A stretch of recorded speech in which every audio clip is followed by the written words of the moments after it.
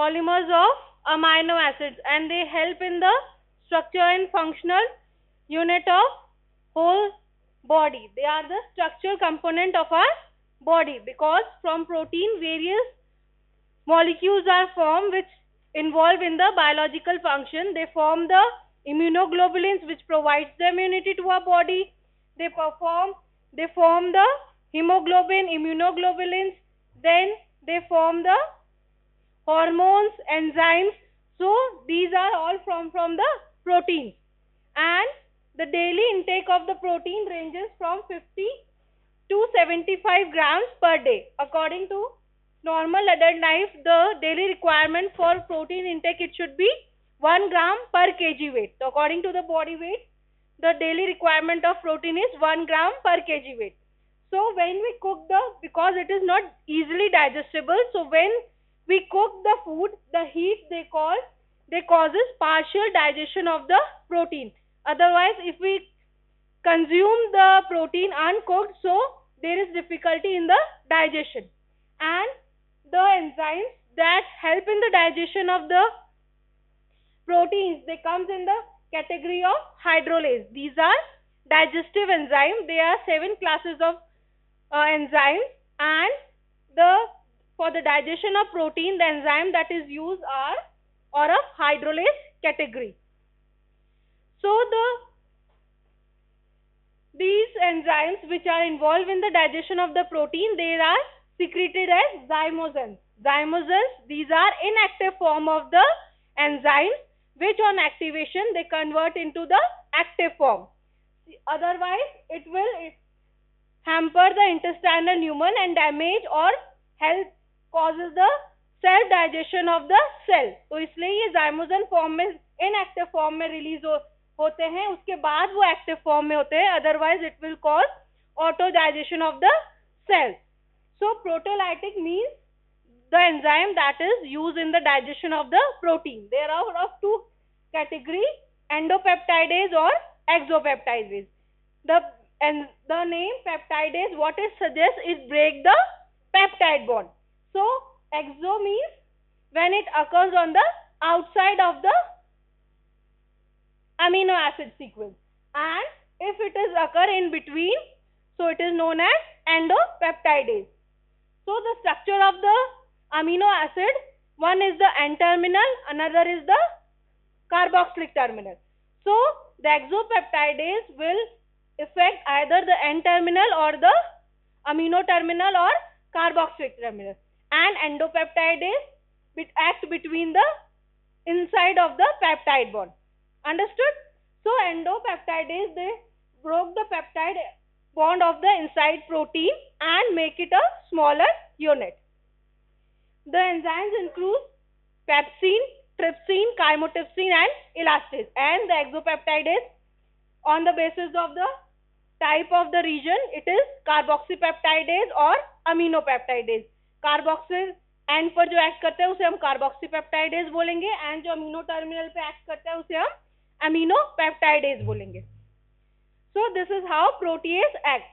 एंडोपेप्टाइडेज and then exopeptidase, aminopeptidase act on the amino side. Then if it is dipeptidyl peptidase means वो second जो amino group से second आपका carboxyl group है उसको break down करेगा. Then tripeptidyl peptidase वो आपका थर्ड पेप्टाइड बॉन्ड को ब्रेक करेगा towards the amino group. Then carboxypeptidase, then peptidyl peptidase, dipeptidase दो अमीनो एसिड को ब्रेक करेगा. Tripeptidase and omega peptidase can act on the omega side of the peptide bond. So digestion of the protein, there is no digestion of the protein in the mouth because the proteolytic action of the enzyme will not occur in the saliva. Saliva only act as a lubricant and help in the action of proteolytic enzyme. Then in the stomach, the absorption of protein start. As it enter the stomach, it release the hormone gastrin. अब gastrin stimulate करता है for the excretion of HCl, pepsinogen, renin, which is found in the infant, and the pH of the gastric juice is acidic 1.5 to 2.5. So the hormone gastrin regulates the digestion of the protein by activating the HCl and pepsinogen and the renin. So what is the role of it? Help in the denaturation of the protein. When you will learn about the chemistry of the protein in the practical exam, you will perform the test for the protein. Then the first test is heat coagulation, means heat breaks the protein, and the acid also breaks the protein, so it denatures the protein. Then it is converted into the meta protein, which help in the digestion. Directly protein cannot be digested, so first it converted into the meta protein. Then pepsinogen with the help of the HCl is converted into the pepsin, and it maintains the acidic pH for the activation of pepsin, because the enzyme acts on the particular pH. So pepsin acts on the acidic pH. So it maintains the pH proper for the activation of pepsin. So pepsinogen is secreted by the chief cell of the stomach in the inactive form. All the proteolytic enzymes are secreted as inactive form. They are activated by certain factors. So pepsinogen is activated by the HCl. It is converted into pepsinogen is converted into the pepsin. Pepsinogen is the inactive enzymes, which is also known as zymogen. Zymogen means inactive enzyme. Then by removing the 44 amino acid from the N terminal, pepsinogen आपका pepsin में convert होगा. It is a endopeptidase, means it breaks the inside peptide bond, and the optimum pH for the pepsin is 2. Then it breaks the bond of aromatic amino acid and methionine. What are aromatic amino acids? क्या होते हैं aromatic amino acids? जिनके अंदर ring present होती है. phenylalanine, tyrosine and tryptophan are the aromatic amino acid. tryptophan से बनता है आपका phenylalanine, बनता है tryptophan में, एंड टायरोसिन का अलग मेटाबॉलिज्म होता है. ठीक है, तो phenylalanine, tyrosine and tryptophan, these are aromatic amino acids, and sulfur containing amino acid is the methionine, जो कि ट्रांसमिथाइलेशन रिएक्शन में यूज होता है. देन pepsinogen pepsin में कन्वर्ट होगा, एंड HCl की प्रेजेंस में प्रोटीन जो है वो ब्रेक डाउन होंगे प्रोटियोज एंड पेप्टोन में.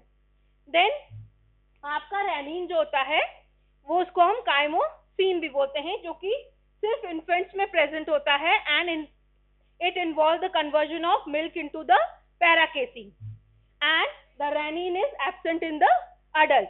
renin अलग होता है और renin अलग होता है, जिसमें सिंगल एन होता है, जो कि renin एंजियोटेंसिन सिस्टम में आपका वाटर एंड इलेक्ट्रोलाइट के बैलेंस को मेंटेन करता है in the kidney. So this is renin. Okay, it is help in the conversion of casein into paracasein in the milk, and it is found only in the children. इनको ये involve in the curdling of the milk. Then आपका digestion होता है pancreas में. The optimum temperature for pancreatic enzyme is the 8 pH. So that pH is maintained by the alkaline bile and the pancreatic juice. अब जो peptide hormone है, gastrin stomach में gastrin hormone regulate कर रहा था, इसमें पैनक्रियाज में peptide hormone cholecystokinin and pancreozymin जो है वो स्टिमुलेट करते हैं pancreatic juice, and they contain the pancreatic enzymes. So pancreatic juice also contain endopeptidase like trypsin, chymotrypsin, elastin and carboxypeptidase. तो फर्स्ट आपका जो क्या होता है एंडोकाइनेज, वो आपको एक्टिवेट करेगा ट्रिप्सिन को. ट्रिप्सिनोजीन से ट्रिप्सिन बनेगा, देन फिर ट्रिप्सिन जो है वो अदर पैनक्रियाटिक एंजाइम को एक्टिवेट करेगा. ठीक है, so it activate the zymogen enterokinase, and if it is not secreted in the form of zymogen, it will cause the autodigestion of the cells or the intestine. Then enteropeptidase cleave करेगा 6 peptide को at the N terminal, and trypsinogen से trypsin बनेगा. Then trypsin is a common activator for other pancreatic enzyme like chymotrypsin, elastin and carboxypeptidase. Then trypsin, it's an endopeptidase. It converted into trypsin, trypsinogen से trypsin बनेगा and it hydrolyzes the bond of arginine and lysine. And if there is a premature activation of trypsinogen, so it causes the damage to the pancreas and it causes the acute pancreatitis, means inflammation of pancreas. Then chymotrypsin, it is activated by the trypsin and it has various form A, B, C and ABC form, and it causes the peptide bond breakage of the hydrophobic amino acid, methionine, leucine and aromatic amino acid. Then elastase is breakdown in the help of it proelastinase से बनेगा आपका elastin. It is again activated by the trypsin. It causes the digestion of the elastin and the collagen. Elastin and collagen आपके connective tissues होते हैं. Then आपके कार्बोक्सीपेप्टाइड जो है वो प्रोटीन को स्मॉलर पेप्टाइड में कन्वर्ट करेंगे. देन जो कार्बोक्सीपेप्टाइडेज होते हैं वो पेप्टाइड को कन्वर्ट करेंगे डाइपेप्टाइड एंड ट्राइपेप्टाइड में एंड देन उसका फर्दर डाइजेशन होगा. And carboxypeptidase uses zinc as a metallo enzyme. Metallo enzymes वो होते हैं जो एंजाइम एक मेटल के कारण एक्टिवेट होता है, तो कार्बोक्सीपेप्टाइड को एक्टिवेट करने के लिए जिंक रिक्वायर्ड होता है. देन फिर पैंक्रियाटिक प्रोटीन से आपका free amino acid and small peptide का फॉर्मेशन होगा. देन इंटेस्टाइन में जो इंटेस्टाइनल जूस होता है जिसे हम सर्कस एंट्रस करते हैं वो स्मॉल पेप्टाइड को अमीनो एसिड में कन्वर्ट करता है and it is present on the luminal surface of epithelial cell. जो अमीनो पेप्टाइडेज है वो एन टर्मिनल पे अमीनो टर्मिनल पे ब्रेक करेगा. तो ये नॉन स्पेसिफिक एक्सोपेप्टाइडेज होता है जो कि एन टर्मिनल पे एक्ट करता है और अमीनो एसिड प्रोड्यूस करता है. नॉन स्पेसिफिक मींस ये सारे अमीनो एसिड पे एक्ट करेगा. स्पेसिफिक है तो इसका मतलब वो पर्टिकुलर अमीनो एसिड पर ही एक्ट करेगा. ठीक है. देन इसमें ल्यूसीन एंड प्रोलीन होता है.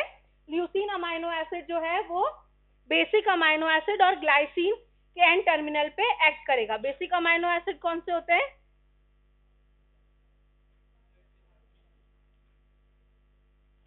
Arginine, histidine and lysine.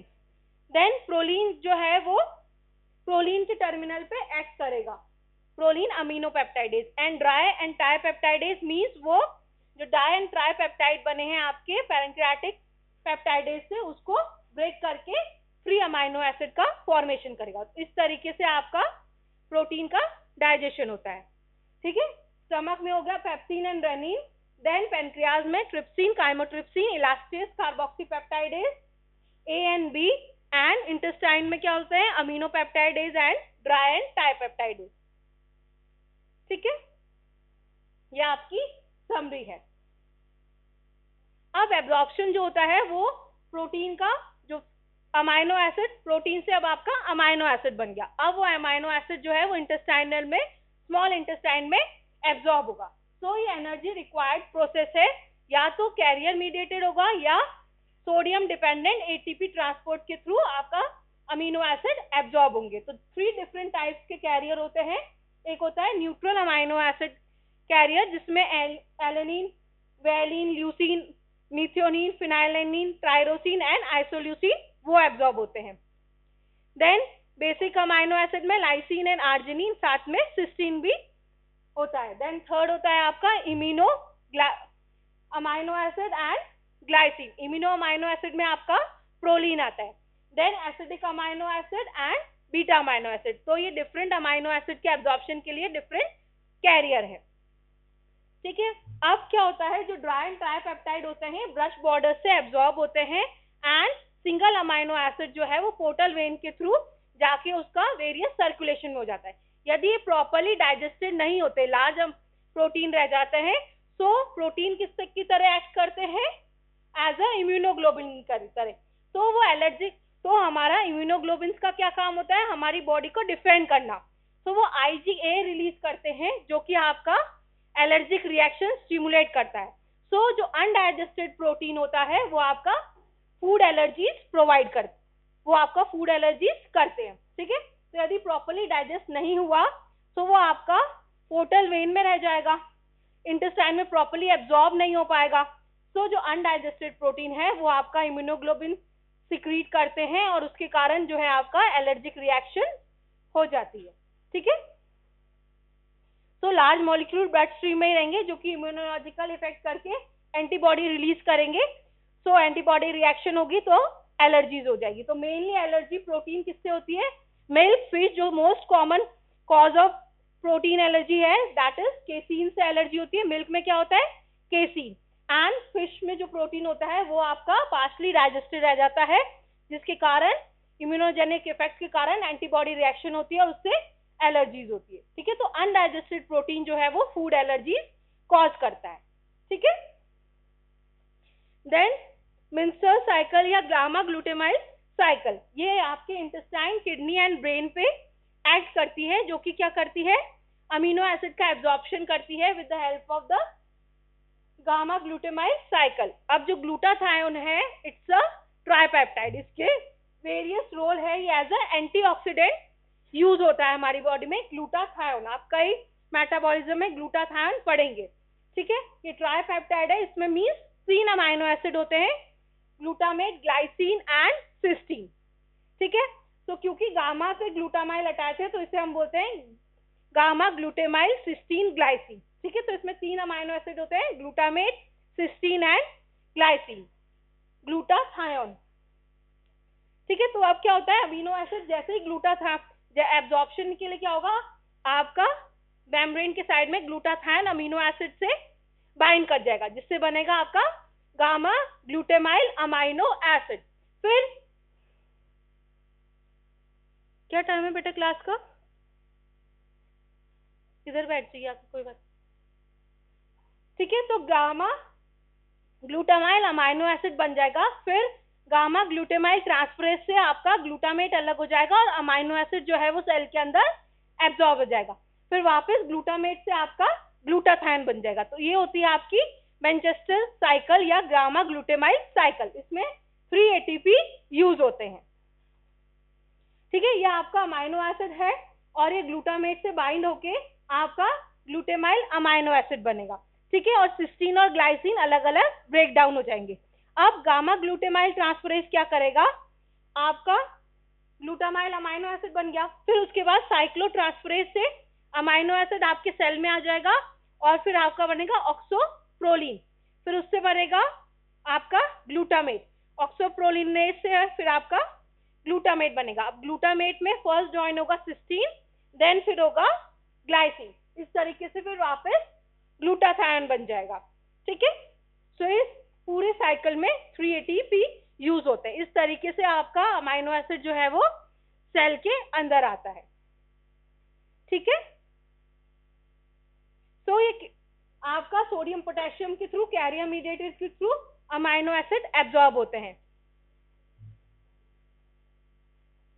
ठीक है। सोडियम बाहर जाएगा, स्पेसिफिक अमाइनो एसिड जो कैरियर के थ्रू है वो आपके बाहर चला जाएगा सेल के। तो ये सोडियम पोटेशियम के थ्रू इसकी तरह ह्यूमन में एक्ट करता है, ठीक है। इस तरीके से कैरियर मीडिएटेड अमाइनो एसिड का ट्रांसपोर्ट होता है। देन यदि 5 ऑक्सोप्रोलिनेज की डेफिशिएंसी हो जाए तो उसके कारण क्या हो सकता है? ऑक्सोप्रोलिन्यूरिया हो सकता है। अब इंटेस्टाइनल ट्रांसपोर्ट में यदि डिफेक्ट हो तो various inborn errors of metabolism होते हैं, जैसे कि हर्पनप डिजीज, ये आपकी एरोमेटिक अमाइनो एसिड की डिजीज होती है, ठीक है, जिसमें ट्रिप्टोफेन प्रॉपर्ली एब्जॉर्ब नहीं हो पाता। देन इम्यूनोग्लाइसिन यूरिया, ये आपका अप्लाइड है कि यदि ट्रांसपोर्ट में डिफेक्ट हो तो वेरियस डिजीज हो सकती है। Then cystinuria means cystine excrete out हो रहा है। Then lysinuric protein intolerance, oasthouse syndrome, then partial gastrectomy, यदि पेनक्रियास का कैंसर है, पेनक्रियास का इन्फ्लेमेशन है तो वो भी आपका digestion and absorption of the protein को अफेक्ट करेगा।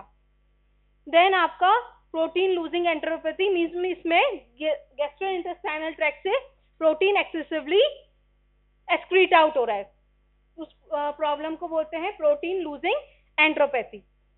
देन हर्टनअप डिजीज में क्या होता है कि न्यूट्रल अमाइनो एसिड जो है वो एब्जॉर्ब नहीं हो पाते, जिसके कारण ट्रिप्टोफेन मेटाबॉलिज्म अफेक्ट होता है और ट्रिप्टोफेन से जो है वो पेलिग्रा लाइक सिम्टम्स आते हैं। अब जो ट्रिप्टोफेन अमाइनो एसिड है वो क्या करता है, आपका नियासिन का फॉर्मेशन करता है।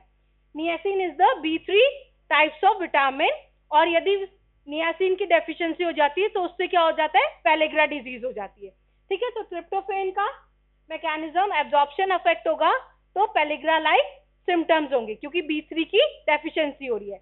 एंड ट्रिप्टोफेन जो आपका NAD और NADPH का फॉर्मेशन करता है, तो NAD और NADPH का फॉर्मेशन भी प्रॉपर नहीं हो पाएगा, तो जो एनर्जी सोर्स है हमारा वो भी इम्पेयर्ड हो जाएगा। देन प्रोटीन जो है वो कंटिन्यूअसली हमारी बॉडी में डिग्रेड होते हैं। हर प्रोटीन का अलग हाफ लाइफ होती है। हाफ लाइफ का मतलब है जो ओरिजिनल वैल्यू है उसकी हाफ अमाउंट हो रहा है कितने टाइम में। ठीक है, तो हर प्रोटीन का अलग अलग हाफ लाइफ होती है। अब कुछ ऐसे सीक्वेंस होती हैं जो कि प्रोटीन के ब्रेकडाउन में हेल्प करती हैं, जिसको बोलते हैं हम पेस सीक्वेंस, जिसमें प्रोलीन, ग्लूटामेन, सीरीन एंड थियोनीन होती है, जो कि हेल्प करती है प्रोटीन के ब्रेकडाउन में। यदि किसी भी सीक्वेंस में आपके प्रोलीन ज्यादा है, ग्लूटामेट है, सेरीन है या थियोनीन ज्यादा है, तो प्रोटीन का डिग्रेडेशन जल्दी होगा। देन प्रोटीन जो होता है वो डिग्रेड होता है आपके लाइसोसोम्स में। ठीक है, लाइसोसोम्स के अंदर वो एनगल्फ होता है with the help of endocytosis. Endocytosis का मतलब क्या होता है, एनगल्फ ऑफ द पार्टिकल। ठीक है, तो जैसे हीमोग्लोबिन की हाफ लाइफ जो है वो आरबीसीज पे डिपेंड करती है, क्योंकि आरबीसीज के ब्रेकडाउन से आपका हीमोग्लोबिन का डिग्रेडेशन होता है। ठीक है, यदि डिग्रेडेशन प्रॉपर नहीं हो तो वेरियस डिजीज हो जाती है, जैसे age relative degenerative changes like Alzheimer's, parkinsonism, ये सारे जो न्यूरोलॉजिकल सिम्टम्स आते हैं वो प्रॉपर यदि प्रोटीन का डिग्रेडेशन नहीं हो उसके कारण होता है। ठीक है, इसमें वेरियस फैक्टर्स इन्वॉल्व होते हैं, जैसे कि कैथेप्सिन, ये प्रोटीन को ब्रेक डाउन करता है इन द लाइसोसोम्स के अंदर। फेगोलाइसोसोम्स मींस जिसने आपका प्रोटीन को एनगल्फ कर लिया है, तो फर्स्ट आपका कैथेप्सिन एक्ट करेगा। सो 18 कैथेप्सिन होते हैं और इसके जो pH होता है required for the activation is the 3 to 5। सो जैसे ही लाइसोसोम में आ जाएगा तो 3 आपके एंजाइम्स होते हैं, एक तो कैप्सिसिन, यूबिडीन एंड प्रोटीएज, तो वो डाइजेस्ट करते हैं final in the lysosome. Then ubiquitin जो होती है ये इंट्रासेलुलर डाइजेशन करती है प्रोटीन का, एंड यूबिटीन इसका मतलब होता है क्योंकि ये all over the cells present होती है। यूबिटीन प्रोटीन से अटैच होके फिर क्या करती है, उसका ब्रेक डाउन करती है। ठीक है, तो इसमें वेरियस फॉर्म होते हैं। फर्स्ट होता है E1, E2 and E3। E1 क्या करेगा, फर्स्ट आपका रिकॉग्नाइज करेगा यूबिटीन को, फिर यूबिटीन E2 से बाइंड करेगा, फिर जो E3 जो है वो अमीनो एसिड से बाइंड करके उसका डाइजेशन कराएगा। तो इस तरीके से यूबिक्विटीन एक्ट करते हैं, एंड ये वेरियस डिजीज कॉज कर सकते हैं, जैसे कि कैंसर्स में यूबिटीन का लेवल इंक्रीज हो जाता है। देन आपका क्योंकि ये ब्रेक डाउन करते हैं इलास्टिन एंड कोलेजन को, तो आपकी मसल वीकनेस हो सकती है। देन ये इंसुलिन की एक्टिविटी को भी रेगुलेट करते हैं। तो वेरियस यूबिटीन जो है वो अलग अलग फंक्शन करते हैं हमारी बॉडी में। देन यूबिटीन टैग जो प्रोटीन होते हैं ये प्रोटियोसोम्स के हेल्प से डायरेक्टली प्रोटीन को ब्रेक डाउन करते हैं। ठीक है, तो ये लाइसोसोमल में डिग्रेडेशन है आपका प्रोटीन का। इस तरीके से फर्स्ट होगा आपका एक्टिवेशन, फिर देन बाइंडिंग। तो E2 जो है, E1 जो है वो यूबिटीन को रिकॉग्नाइज करेगी, देन फिर क्या होगा, यूबिटीन और E1 बाइंड कर जाएंगे, फिर E1 क्या करेगा, वो ट्रांसफर कर देगा E2 को। E2 जो है वो सबस्ट्रेट को रिकॉग्नाइज करेगा कि किससे हमको बाइंड करना है, किस प्रोटीन से, और उसको ब्रेक डाउन करना है। तो E2 जो है वो ट्रांसफर कर देगा फिर वापस E3 में, और सबस्ट्रेट और प्रोटीन जो है वो ब्रेक डाउन हो जाएंगे। देन प्रोटीज में क्या होती है, स्पाइरल लाइक स्ट्रक्चर होता है, जिसमें जो आपका 220S है उसमें क्या होता है, प्रोटियोलाइटिक एंजाइम्स होता है इन द नैरोइंग, और एंड में आपका कैटलिस्ट फंक्शन होता है और वो रिकॉग्नाइज करता है प्रोटीन को। सो इसमें जो है अल्फा एंड बीटा हेलिक्स जो है वो ऑल्टरनेट प्रेजेंट होती है in the catalyst function of 20s। तो वो प्रोटीन को 19 यूनिट जो है उस पर प्रोटीन बाइंड होगा, देन वो अंदर जाएगा, देन जो आपका 20s में प्रोटेलाइटिक एक्टिविटी है वो होगी और उसके बाद प्रोटीन जो है वो डिग्रेडेट होके बाहर आ जाएगा। ठीक है, तो इस तरीके से प्रोटियोसोम एक्ट करता है। देन प्रोटीन का अलग अलग लाइफ स्पैन होता है। देन अमाइनो एसिड क्या होता है, आपका नाइट्रोजनस बैलेंस से आपका अमाइनो एसिड का डिग्रेडेशन होता है। मींस नाइट्रोजनस बैलेंस मींस आप कितना प्रोटीन इनटेक कर रहे हो और कितना प्रोटीन एक्सक्रीट आउट हो रहा है, उसे बोलते हैं हम नाइट्रोजनस बैलेंस। प्रोटीन डाइट से हम लेते हैं, उससे अमाइनो एसिड बनते हैं, अमाइनो एसिड से फिर एक्सेस ऑफ अमाइनो एसिड से आपका यूरिया बनता है, देन प्लाज्मा प्रोटीन्स बनता है एंड वो अलग अलग सिंथेसाइज प्रोटीन करता है, जैसे कि आपका हीमोग्लोबिन बन गया, इम्यूनोग्लोबुलिन बन गया। So various types of protein का फॉर्मेशन होता है। तो इस तरीके से आपका अमीनो एसिड पूल रेगुलेट होता है।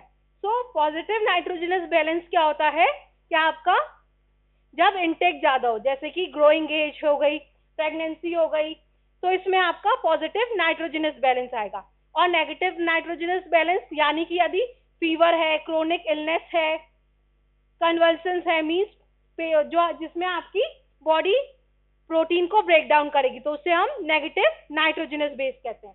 ठीक है, अब आपका जो नाइट्रोजनस कंपाउंड होता है, तो आपका टोटल प्रोटीन का 16% जो है वो नाइट्रोजन से आता है। एंड नाइट्रोजनस के फॉर्म होते हैं जैसे कि urea, creatinine and uric acid. ठीक है, तो उसे हम nitrogenous compound of the protein कहते हैं। टोटल प्रोटीन का 60% जो है वो नाइट्रोजन से आता है। ठीक है, सो excessive of protein is converted into the ammonia, and ammonia जो होता है टॉक्सिक कंपाउंड होता है जो कि यूरिया में कन्वर्ट होता है थ्रू द यूरिया साइकिल। सो जो आपका अमीनो एसिड है वो रेगुलरली इंटर ट्रांसपोर्ट होता है। तो फैट स्टेट होती है और एक फास्टिंग स्टेट होती है। ठीक है, सो जनरली आपका जो ब्रेन होता है वो फर्स्ट जो है वो किस पे डिपेंडेंट करता है, ग्लूकोज पे। ठीक है, 70% of the fuel for the brain is the glucose. Then यदि ग्लूकोज कंज्यूम हो जाता है, देन फिर कीटोन बॉडीज आती है। कीटोन बॉडीज के बाद में लास्ट में वो आपका ब्रांच चेन अमाइनो एसिड से मेंटेन करता है उसका। ठीक है, तो यदि मसल में क्या होता है, प्रोटीन होता है, तो यदि मसल ब्रेकडाउन होगा, फास्टिंग स्टेट होगा, तो उससे ब्रांच चेन अमाइनो एसिड निकलेंगे जो कि लिवर में जाके यूज होंगे। ठीक है, तो इंटरचेंज मीन्स यदि आपका इंटेक ज्यादा है प्रोटीन का तो लिवर से दूसरे ऑर्गन्स में ट्रांसपोर्ट होगा अमाइनो एसिड, और यदि स्टार्विंग केस है तो दूसरे ऑर्गन से लिवर में जाएगा ताकि ग्लूकोनियोजेनेसिस के थ्रू आपका ग्लूकोज का फॉर्मेशन है एंड बॉडी को एनर्जी मिल सके। ठीक है, तो ग्लूकोनियोजेनेसिस का मतलब होता है कि apart from the glucose, protein से आपका फैट से क्या बनना, ग्लूकोज बनना, जो कि फास्टिंग कंडीशन में होता है। ठीक है, तो फास्टिंग कंडीशन में क्या होगा कि आपका मसल जो है वो रिलीज करेगी valine and alanine. So valine आपका जाएगा ब्रेन में, ग्लूटामेट जाएगा आपका किडनी में, एंड एलेनिन आपका लिवर में जाएगा। अब एलेनिन साइकिल्स के थ्रू आपका ग्लूकोनियोजेनेसिस के थ्रू आपका ग्लूकोज का जनरेशन होगा। ठीक है, तो ये आपका फास्टिंग कंडीशन में है जिसमें आपका जो ब्रांच चेन अमाइनो एसिड है वो ब्रेन को शुगर प्रोवाइड करती है और एनर्जी प्रोवाइड करती है। देन ग्लूटामेट जाएगा आपका किडनी में एंड एलेनिन जाएगा आपका लिवर में। देन अब आपका जब फूड इनटेक हो जाएगा तो इंटेस्टाइन से एलेनिन एब्जॉर्ब होगा, वो लिवर में जाएगा। देन एलेनिन साइकिल के थ्रू आपका वो एलेनिन आपका मसल में चला जाएगा जिसमें मसल में स्टोर हो जाएगा, एंड मसल से आपका वेलिन ब्रेन में जाएगा, एंड ग्लूटामेट जो है वो आपका एसिड बेस बैलेंस रेगुलेट करेगा in the kidney.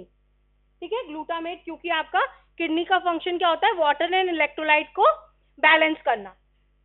So glutamate आपका वाटर एंड इलेक्ट्रोलाइट बैलेंस में हेल्प करेगा इन द किडनी, क्योंकि उससे अमोनिया हो जाएगा, अमोनिया का सिक्रीशन होगा एंड अमोनिया जो है वो एक्ट करेगी for the balance of the acid base balance.